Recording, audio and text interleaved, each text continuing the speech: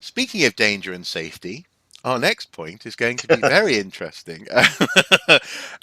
It's a series of links that we've lumped together, which are crucially all about the different stories that we tell ourselves about the past, and how effectively the past is not only a foreign world, an undiscovered country, but also the past is always a story that we're telling ourselves in the present. And the relationship between this story and modern society has been described by some people, infamously, it is often described in that sense, as being written by the victors, and I suppose you could say by popular consensus. But crucially, in recent years, certainly since I was born, and so in the past 35 years or so, it's become more and more important in this country to re-examine history and to tell stories that are less common, or rather less well known about. And this is epitomized in a play that was reviewed on BBC Culture. Um, the play is called The Whip, and it's crucially about the relationship between Britain's abolition of slavery and the recompense that slave owners got for that for that loss, as it were, of assets. And this is interesting to me because, well, and we'll come on to I guess, to some other examples here as well. But it's interesting to me because this doesn't challenge the fact that people like William Wilberforce did great things, and that Britain did make this legal change. Uh, but what it does do is, just for one day, or maybe even just for a couple of hours when you're watching the play, it asks you to consider the complexities of this historical fact. And what I find interesting is the way that the public conversation surrounding, for example, this link that I shared, for example, and I won't link to the conversation because I don't think in this instance I want people to pile in on it. But it was interesting how one of the reactions was essentially along the lines of, "Can't we just celebrate that Britain stopped slavery?" And this person went on to say, "Name one other country that's ever tried it." Now, what was interesting, and they also said, "I'm all ears," they said. Uh, I said, "Well, what about the Haitian Revolution and the way that it made uh, slavery increasingly economically unviable, the way that it made France back off from owning huge swathes of North America, and the writing was on the wall for slavery as a viable thing. And yes, slavery has been a major part of human history, throughout prehistory as well, probably. Um, but yeah, there you go. There's one. Britain wasn't the only, or wasn't necessarily the first to try it, or the first to push in that direction. But it was interesting how that was un that was it was not what this person wanted to hear. They wanted simply to have a simple story: Britain stopped slavery, and that's wonderful. But these other histories, these nuances, these flavors of history are crucial. And just before I hand over to you, I mean, we also linked in to a story, for example, here about royal palaces. In this instance, the Tower of London and Hampton Court in London, hiring drag queens to teach LGBTQ history in the context of Tudor palaces. Now, some of the language here is a bit is curious. For example, Henry VIII's extreme heterosexuality is one of the quotes here. And I'm not sure really what extreme heterosexuality looks like, if I'm honest, but it is nonetheless. It looks like a guy portrayed by Holbein standing four square to the viewer with a huge, great codpiece. No, That's no, no. that That seems aggressive. no, but the thing is that you could say, well, yes, you could say that, but also you could say that's extreme masculinity. Extreme heterosexuality is an odd phrase Exactly. to use, but but the point is, sorry, here is irrelevant Or, of how they're describing the thing that they are yeah. challenging. It is nonetheless important to highlight and examine the fact that there are other narratives, for example, that come out of the Tudor period. One conversation that came out of sharing this link was the question, well, what's this got to do with Tudor history? And my point was, well, precisely, it's adding to Tudor history. There was a description of this being box ticking, for example, but arguably ticking the box would be having someone walking around with a massive cod piece, Which actually, pretending in to an be Henry VIII. alternative reading, could actually be seen as homoerotic It if you're might- showing off your tackle to that extent. You know, well, no, or what you'd precisely. like to, what you'd like people to think is your tackle. Yes, yes. And I suppose as the reason why I've just laid out this slightly lengthy Yeah, little monologue here is that yeah, I want to be clear. Diversity for diversity's sake is arguably runs the risk of being fashionable and being a fad. yeah, And I'm not a fan of fads, but I'm also not a fan of monolithic histories. And in this instance, I don't think that having plays and educational developments and other things, we'll come on to those in just a moment, um, is necessarily simply being done to be fashionable. It's being done because people are accepting increasingly that there are other ways and have always been other perspectives on the narrative of history. There are other ways of telling these stories. And also it's a day or a week or a month. You can go back to celebrating Britain abolishing slavery tomorrow. But today just think about someone else's perspective on it. And that's all this is asking you to do, I think, isn't it? And or for example, in the case of drag queens at the Tower of London, it's not like anyone's being asked to dress up in a way that they don't want to. It's another way of telling a story. And as you often say, archaeologists are storytellers. I'll hand over to you now. yeah. Sorry. Thank you very much. No, I mean, yeah. No, I find this kind of topic endlessly fascinating because obviously the issues of diversity are and um, societal views of heritage, the the accepted story as opposed to what historians might think is the nuanced story. That the conflicts between those things I think are endlessly fascinating and really important to deal with, and also it's increasing. I think it's increasingly important, particularly in the kind of political climate we're living in at the moment, to recognise diversity and alternative stories, alternative narratives of how we got to where we are, and of our various communities, and people might identify as belonging to a number of different communities, not just one monolithic community. Hmm, hmm. So those issues are really important. I mean, on the LGBTQ plus angle in particular, and the Tudor period, if anyone's offended by that, I just point them in the direction of perhaps two of our most famous playwrights, Christopher Marlowe, who is widely thought to have been believed to have been gay, and wrote an iconic, quote, gay play, Edward II. Hmm, hmm, Um, mhm, and then, of course, Shakespeare. The sexuality of Shakespeare has been subject to endless discussion almost since the plays were first published, and particularly some of the sonnets speak to a complex sexuality and relationships between, with men and with women.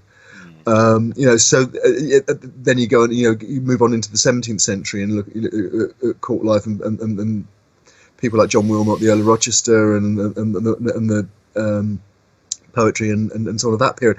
Yeah, you've got these complexities, these stories, these cultures are there historically if you look for them. hmm. And I think if we're doing our job properly, we have to acknowledge them, share them with the public, and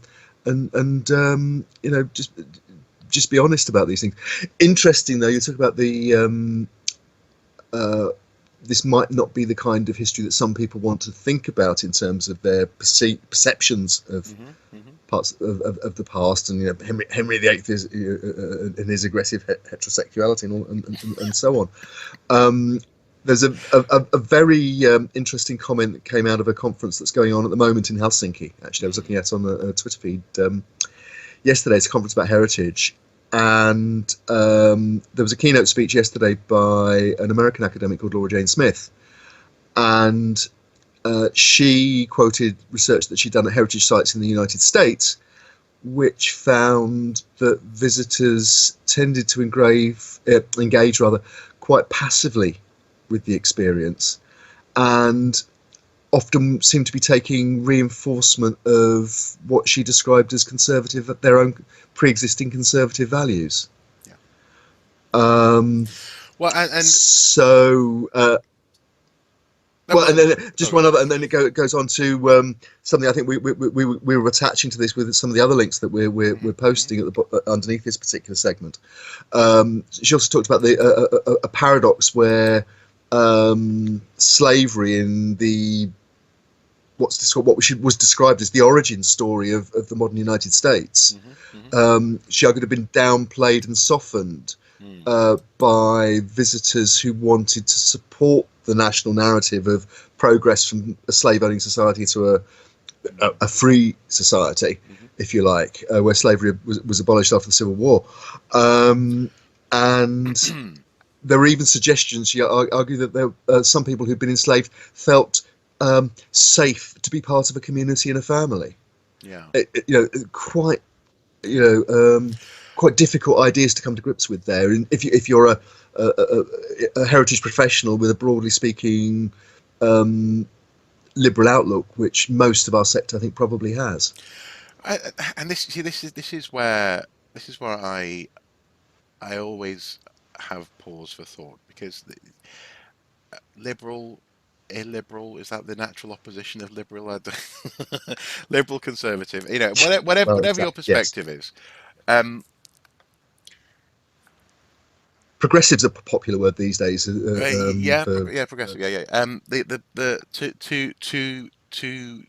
to deny that history happened in a way that's other than simply reinforcing your conception of reality prior to being informed about history Yeah. is bizarre. Why learn about history if you simply want it to tell you effectively that your life now is, I suppose the word would be normal or average, if doesn't mean that you are. And this is where lots of people, I suppose, draw comfort from history.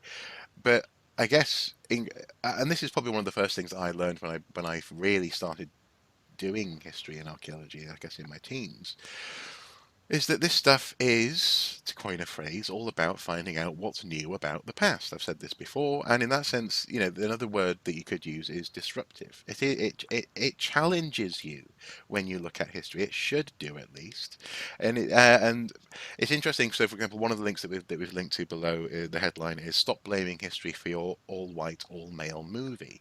Now, again, it's problematic there because some of those are keywords that will immediately set off people who go, "Oh, you're just complaining because blah blah blah blah blah." Trigger warning. Precisely, and I'm a trigger warning Yeah. for people who, for conservative folks.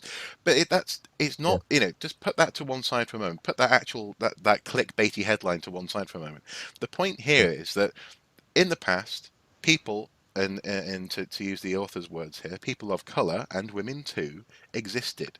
And so, for example, in movies, as she points out, like The Irishman, Ford versus Ferrari, various period pieces, Tudor England pieces, so on and so forth, there is a tendency uh, to cast the cast and to cast extras in a way that people presume the past looked like, as opposed to actually using actual research. For example, there's various medieval communities, medievalists, for example, .net has done a very good job of.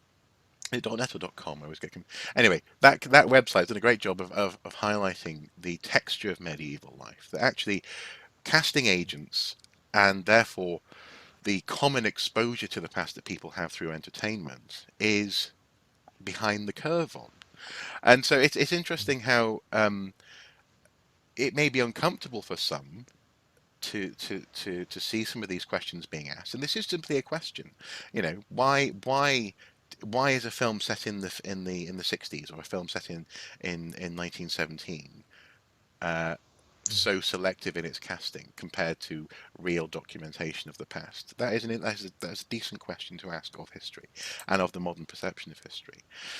Um, but I suppose ultimately, I I find myself encouraged that these questions are more and more common, but also a little bit discouraged that some people seem to want the past to be stagnant, I suppose, to be something. And I get it in so much as it's nice. It's comforting to think that that's something that you can stand on. That's something solid.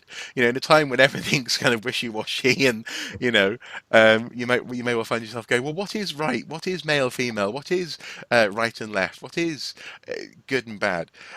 Just to go, okay, well, I know at least Henry VIII had these wives, and some of them he didn't like, and that's comforting. I get it, but that's also not the business that archaeologists should be in. We're not here to reinforce what people already think they know about the past, and the same goes for Yeah. historians. And that doesn't have to be. It doesn't have to be a negative challenge. It doesn't have to be a horrible, nasty conversation. But also, for my part, and I suspect for your part, um, it's a conversation that I'm almost never going to just go, okay, okay, fine. Here's you can have your 1950s view of history. Just yeah, that's for you, because that would be as patronizing, in my opinion, to those people as it would be disingenuous. If someone asks me about this stuff, I'm always going to be honest about Mm. it, and also, crucially, not for the sake of it. It's not again, it's not box ticking. It's just honest research. But anyway, do you want to round this bit off? Yeah, I think I would just say that I think it is absolutely a good thing that as historians, as archaeologists, we recognise the complexities of the past, that we continue to explore the past and ask the difficult questions. That's what our job is. If we don't do that, we're letting our own integrity and our audiences down. Hmm. And it's a constant dialogue with society as societal norms develop, change, reset, as we've seen, for example, in things like the attitudes to homosexuality. We recently celebrated in fact, because the consensus was it was something to celebrate. The 50th anniversary of the legislation which made gay relationships legal. Hmm. Hmm. Um, that was in 2018. One of the other links we're posting is Historic England's Pride of Place programme, Hmm. which is looking at LGBTQ plus history and places associated with it, places associated with particular individuals, um, buildings, places that are associated with protests for gay rights and so on. Hmm. It's a really interesting program, actually. Yeah. Um, on another level, we're seeing this creep into more mainstream uh, media programming as well. Just last week, I was watching an episode of the comedian and writer Frankie Boyle's tour of Scotland, Hmm. and in a very meaty chunk of that of the program, he was touring Glasgow with a black Glasgow councillor, and they were discussing Glasgow's involvement in the slave trade in the 18th and 19th century, and the difficult conclusion that modern Glasgow, with all those wonderful 18th and 19th century buildings and the collections and so on, not to mention other collections and buildings and companies in the country, were funded by the trade in African people who were taken from their homes and by force and removed to the Caribbean and the Americas. Well, And if I can just return just finally to that idea that Britain ended the slave trade, it didn't. People were enslaved in other parts of the world in other jurisdictions after Britain abolished slavery, um, well, and and it also abolished slavery as a commercial. well, Go on, I was going to say, can I just yeah, go, yeah, go ahead. yeah, I mean, it abolished slavery as a moral but also as a commercial transaction. You alluded to the fact that slave owners were compensated, whereas the slaves weren't. Hmm. Hmm. And in the 1860s, you've got the cotton owners of Manchester, whose industry is based on cotton from the plantations in the southern United States, and a strong move in England, in Britain, to intervene in the American Civil War on the side of the Confederacy, Yeah, yeah, and well, for commercial reasons. yeah, and in that sense, that makes that highlights that none of this was inevitable, and it wasn't a one day done No, deal.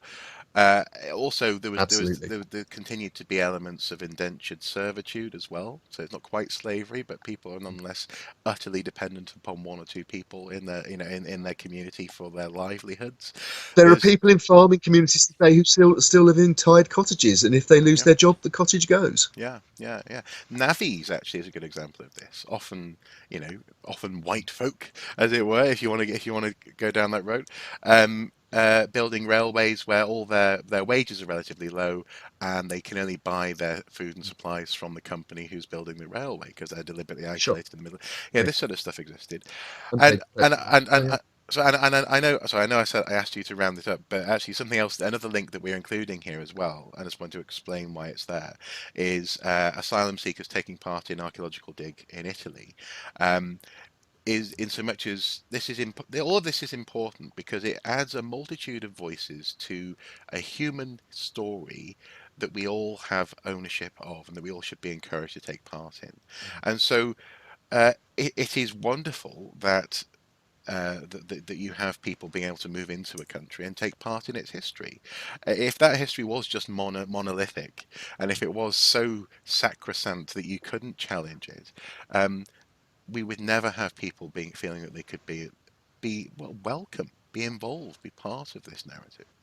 Um, so it's important. I wanted to have this conversation today just because a couple of things have come up this month about it, Yeah, and as you say, sure. it's also crucial to bear in mind that modern slavery, for example, is a thing as well.